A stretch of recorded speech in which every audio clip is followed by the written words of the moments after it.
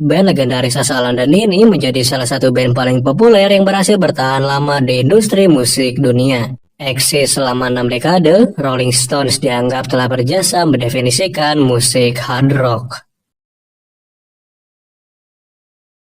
The Tower of London. Splendors and miseries, deaths and fires. Music from royal barges and processions of kings. The Rolling Stones dibentuk di London tahun 1962 berdasar dari 3 aliansi musisi yaitu Brian Jones, Keith Richards, dan Mick Jagger. Formasi paling ikonik dari Stones kemudian terbentuk setelah bergabungnya Bill Wyman dan Charlie Watts. Brian Jones mengambil nama band dari lagu Muddy Waters yang berjudul Rolling Stone. Band ini kemudian melakukan pertunjukan pertamanya di Marquee Club London pada Juni 1962. Tidak berselang lama, Stones memulai tur Inggris pertama mereka, membawakan lagu milik Chuck Berry dan Bo Diddley. The Rolling Stones kemudian seakan telah menemukan arah musik mereka dan mendapatkan celah untuk memulai popularitas. Di tahun 1963, Stones menjadi penampil rutin di klub Crowded di London. Lalu mereka merekrut Andrew Oldham sebagai manajer atas rujukan anak-anak The Beatles. And among other things that he does, he is in fact the manager of the Rolling Stones. And it gives me very great pleasure to introduce Andrew Oldham. Awalnya, Andrew mencoba menerapkan strategi yang sama yang digunakan oleh Brian Epstein di The Beatles, seperti berpenampilan rapi dan menjaga attitude di atas panggung. Namun, dia kemudian berubah pikiran dan menjadikan Rolling Stones sebuah band yang sangat kontras dari Beatles, membebaskan anggota Stones mengekspresikan dirinya tanpa aturan tertulis. Oh iya, keyboardis mereka, Ian Stewart, memutuskan untuk keluar dari line-up utama Rolling Stones, tetapi dia tetap menjadi road manager dan keyboardis selama tour.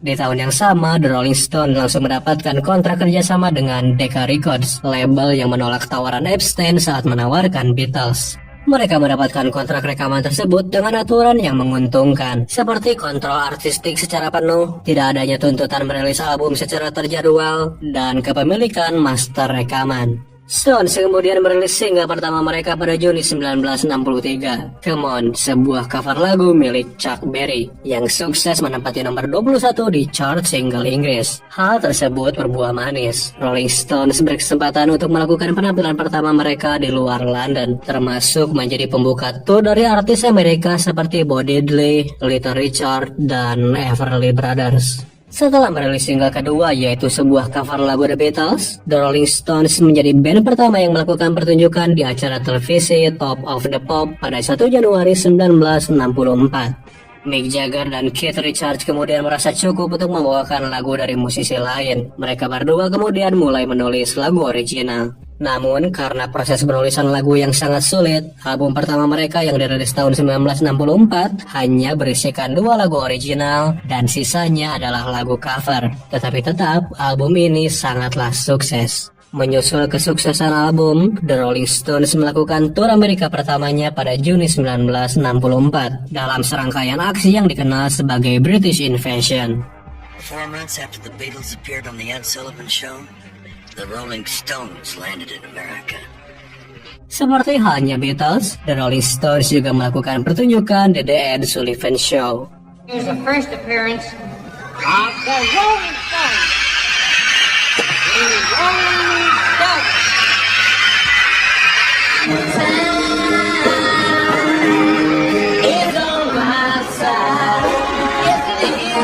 Tidak butuh waktu lama, Stones kemudian merilis album kedua di akhir tahun yang sama, berisikan beberapa lagu original dan serangkaian lagu cover.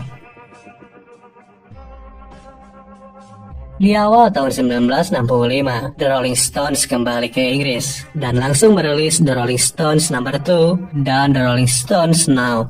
Mereka lalu melakukan tur di Australia dan Selandia Baru, memainkan 34 pertunjukan di hadapan sekitar 100.000 orang. Pigs to pops. When the Rolling Stones arrived in Sydney, 3,000 teenagers went barming. Mick Jagger, Keith Richards, Bill Wyman, Charlie Watts and Brian Jones were starting their Australian tour. Di tahun tersebut pula, The Rolling Stones telah menulis lagu yang menjadi hit nomor 1 internasional pertama mereka, I Can Get No Satisfaction. Lagu tersebut muncul di dalam album Out of Our Heads yang menjadi pemuncak chart Amerika pertama bagi mereka. Momentum ini kemudian dianggap menjadi awal kesuksesan komersial mereka di seluruh dunia. Tidak membutuhkan waktu lama, The Rolling Stones langsung merilis album December Children dan Aftermath. Album Aftermath yang dirilis di awal tahun 1966 menjadi album pertama mereka yang berisikan semua lagu original, hasil kemitraan Mick Jagger dan Keith Richards yang terbukti sukses menduduki nomor 1 di Inggris dan nomor 2 di Amerika. Di dalam album ini, Brian Jones telah memasukkan unsur sitar, dulcimer, dan marimbas. Keberhasilan The Rolling Stones di Inggris dan Amerika ini kemudian dianggap sebagai puncak popularitas mereka selama tahun 1960-an. Setelah itu, setiap pertunjukan mereka selalu penuh sesak oleh anak-anak muda yang bereaksi hebat, memaksa polisi harus mengendalikan kerumunan yang sering merusuh. Fun fact, lagu Mother's Little Helper adalah salah satu lagu populer pertama yang membahas masalah penyalahgunaan obat. Lalu sepulangnya ke Inggris, The Rolling Stones merilis album Between the Buttons pada tahun 1967, menjadi album Rolling Stones terakhir bersama manajer mereka, Andrew Oldham, yang digantikan oleh Alan Klein. Masih di tahun 1967, Mick Jagger, Keith Richards, dan Brian Jones menjadi buruan pihak berwenang atas tuduhan penyalahgunaan obat. Kepolisian Sussex kemudian menggerebek sebuah pesta di rumah Keith Richards. Walaupun tidak ada penangkapan, Jagger, Richards, Brian Jones, dan teman mereka kemudian didakwa karena penyalahgunaan obat.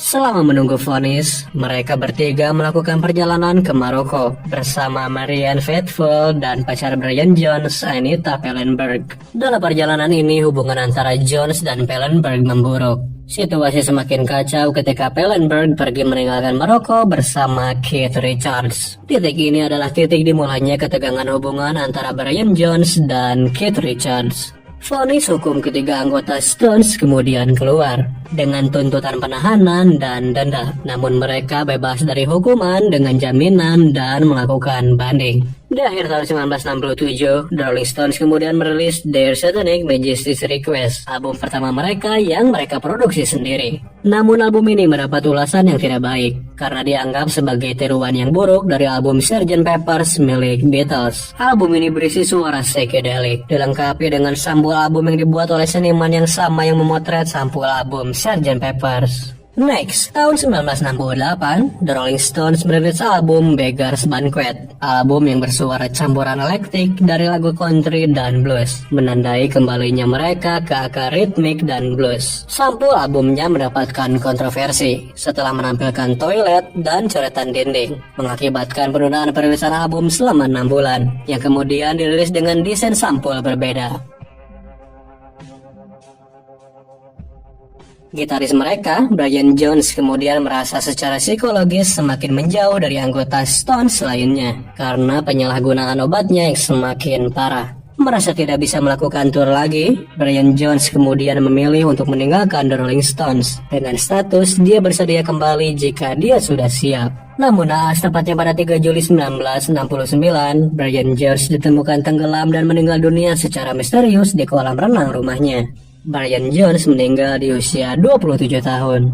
2 hari berselang, The Rolling Stones melakukan pertunjukan penghormatan kepada Brian Jones di hadapan sekitar 250.000 orang di Hyde Park bersama gitaris Mick Taylor. London. More than 250,000 fans of the Rolling Stones gathered in Hyde Park for a free show by the group who make their kind of music. It was a show that went on despite the recent death of founder Stones member Brian Jones. Although it was a shock when it actually happened, nobody was really that surprised too. Album Let It Bleed kemudian dirilis di akhir tahun 1969, disusul dengan tur Amerika Serikat. Di akhir tur tersebut, The Rolling Stones kemudian melakukan pertunjukan di Altamont Free Concert di Altamont Speedway, timur San Francisco. Alih-alih menggunakan jasa keamanan resmi, mereka malah menyewa jasa geng motor Hells Angels untuk pengamanan konser. Tragedi kemudian terjadi setelah seorang penggemar, Meredith Hunter, ditikam dan dipukuli sampai meninggal oleh penjaga yang bersenjata. Tragedi tersebut kemudian dikenang sebagai salah satu kericuhan konser musik paling mematikan di dunia.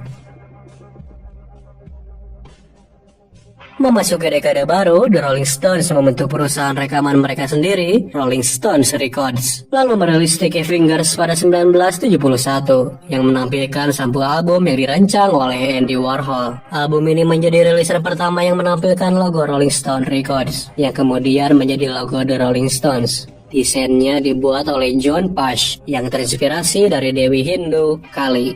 Logo tersebut kemudian menjadi salah satu logo paling terkenal dan paling ikonik dalam sejarah musik populer. Fun fact, Stones memiliki Rolling Stones Mobile Studio, sebuah studio portable di dalam sebuah mobil van. Studio ini digunakan oleh Led Zeppelin untuk merekam Led Zeppelin 3, dan Deep Purple kemudian mengabadikannya dalam lagu Smoke on the Water.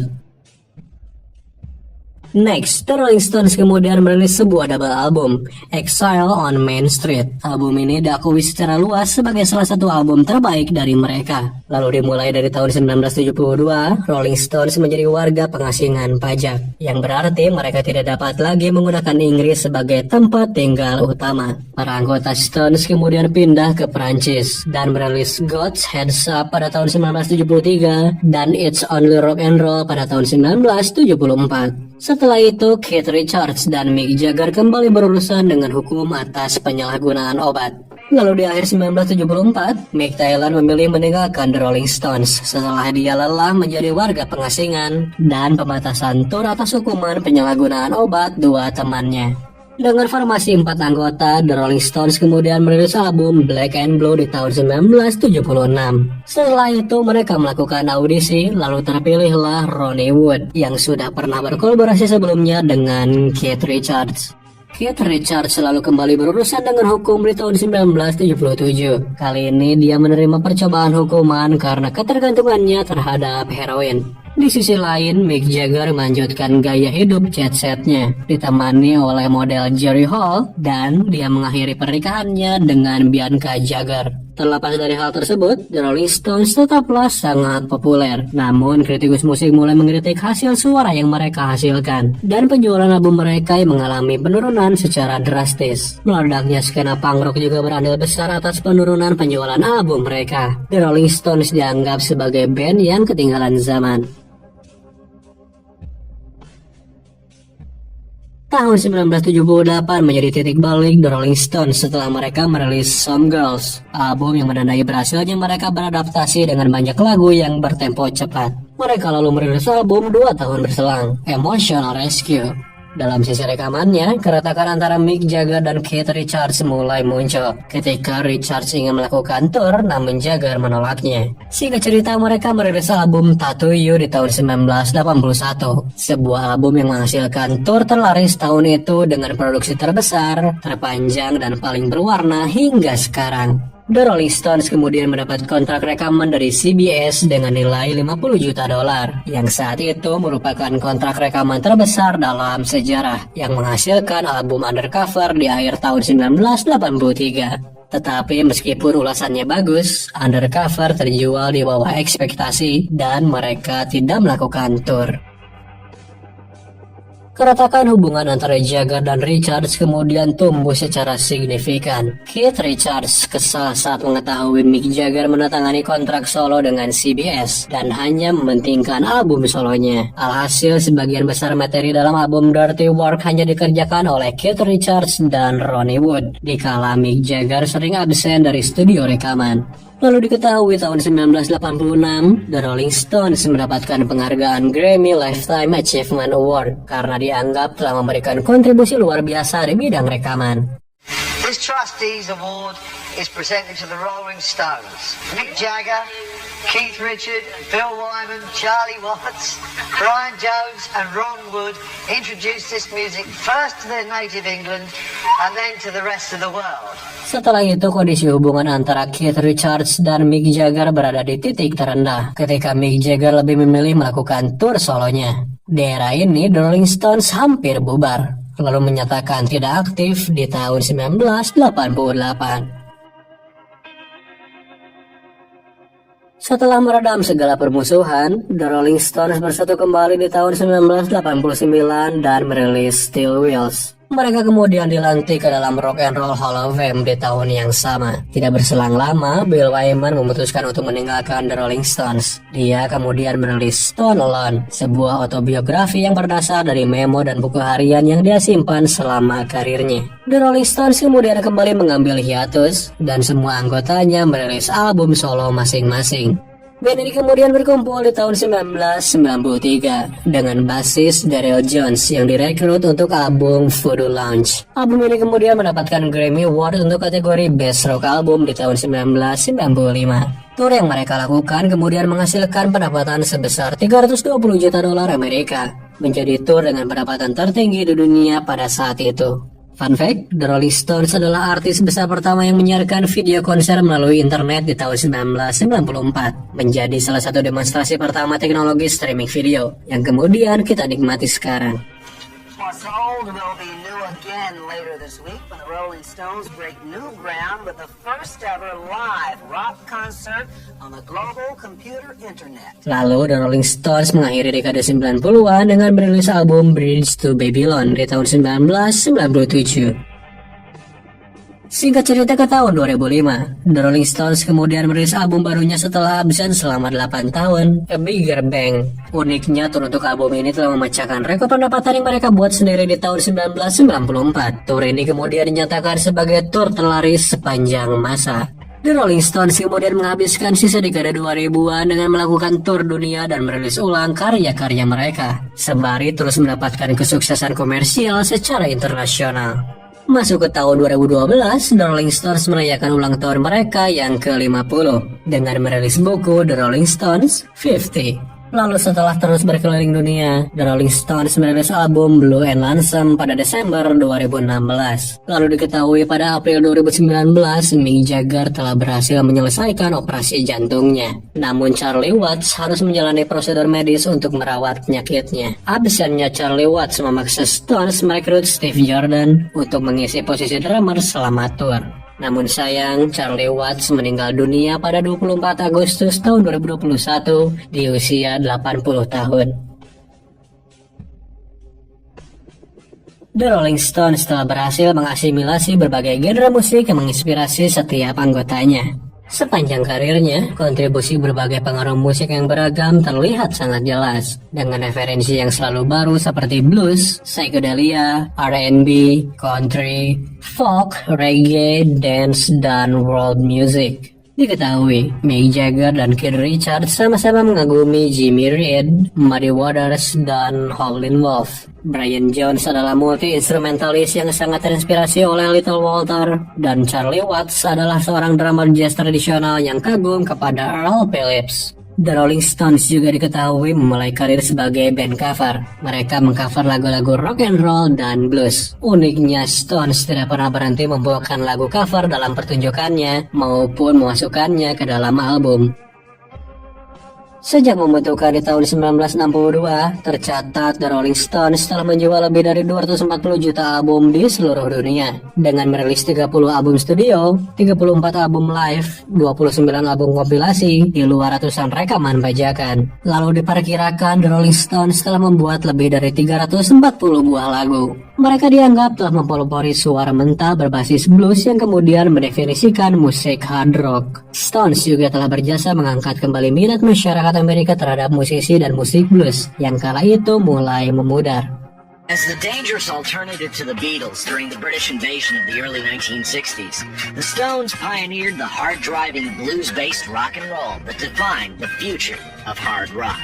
Pada tahun 2010, majalah Rolling Stone menempatkan mereka sebagai artis terbesar sepanjang masa. Seperti halnya Beatles, mereka juga dikreditkan sebagai artis yang merubah model bisnis musik populer. The Rolling Stones juga menjadi band yang berhasil menduduki puncak tangga album Inggris selama 6 dekade berbeda, dan berhasil melahirkan album nomor 1 terbanyak kedua di Inggris setelah The Beatles. The Rolling Stones telah berhasil bertahan selama 60 tahun dan terus melaju. Mereka telah melalui setidaknya 5 literasi gaya berbeda, sebagai band cover, era pop 60-an, acid 60-an, groove 70-an, dan new wave 80-an. Diketahui, The Rolling Stones merupakan salah satu band yang berpenghasilan tertinggi di dunia. Dan di usia rata-rata anggotanya yang mendekati 80 tahun, The Rolling Stones masih aktif hingga sekarang. Lalu pantaskah mereka menyerang gelar salah satu band terbaik di dunia? Dan udah, terima kasih sudah menyaksikan video ini. Saya capek, jangan lupa, dah.